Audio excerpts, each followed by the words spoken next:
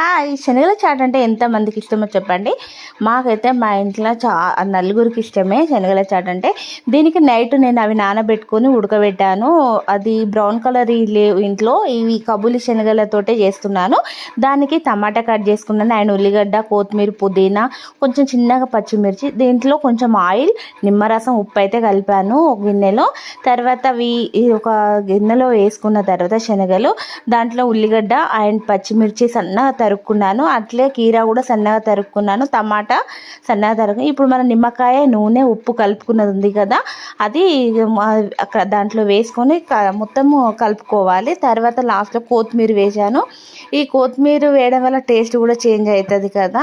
తర్వాత ఏం చేశానంటే కొంచెం పన్నీర్ ఇంట్లో ఉండే, అది కూడా విటమిన్ ఉంటుంది కదా, పన్నీర్ సన్నగా కట్ చేసుకొని గిన్నెలలో వేసి ఎవరి వాళ్ళకైతే ఇది చేయడం జరిగింది.